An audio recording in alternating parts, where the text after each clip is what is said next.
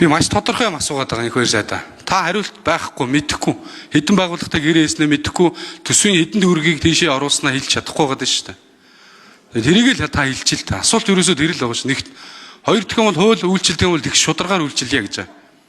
Яагаад бид нар батлагдсан хуулиа мөрдөхгүй 6 сарын 1-ний дотор батлах ёстой байсан хуулиараа. Яагаад 4-нд баталж байгаа? Энэ дээрээ тодруулах авчиг гэж байгаа. Үндсэн хуулийн дээр ч юм бол ийм би яг ийм танд энэ тодруулаад одоо энэ бичгийг би танд авч өгч чинь цаасыг. Өөр хугацаатай байхгүй юу? Тэгээ энийг л би танаас суугаад байна шүү дээ. Тэгээ улс төрчийн гэдэг юм. Би энэ ч танаас хууль асууж байна. Энэ хуулийн хилцэхгүй гэдэг дээр асуулт асууж байна. Хуулийн өрөөнд асууж байна. Тэгээ та тэр тоогоо хэлээд өгч. Тэгээ уулын тодруулга дээр өөр юм тодруулах байсан ингээд хариулт нь нөгөө асуулт нь бүрэн хариулж чадахгүй тодруулга ингээд цаг үрээ хийчих юм.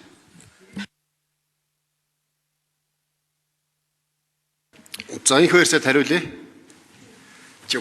Монголын ард түмэн бүгд харж байгаа шүү дээ.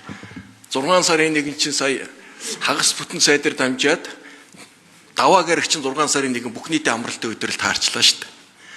Тэгээ тэрийгээ дуусгах ажлын өдөр буюу 6 сарын 2-нд ингээд бүгд сууж байгаа л хуулийн зүйлүүд батллаа шүү дээ. Ягаад 6 сарын 1-нд бүх нийтийн амралтын өдрөө заасан. Бүх нийтийн амралтын өдөр бүх нийтээр л амрах зохицуулт.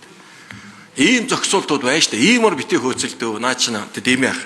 Хоёрдугаарт одоо бид нар чинь энэ шинэ хууль өргөн бариад хуулийн асуудал ирж шүү дээ. 120 зөвшөөрлийг засгаас өгч зөвшөөрлийг төрийн бус байгууллагууд нь шилжүүлье. Мэргэжлийн байгууллагууд нь өгье гэж юм орж байна. Тэрнээс одоо хэдийг өгөөд ямар төгрөний гэрээ байгуулсан асуудал энд ярихдаггүй.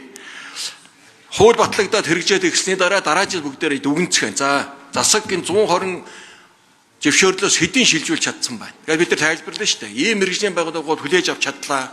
Ийм зарим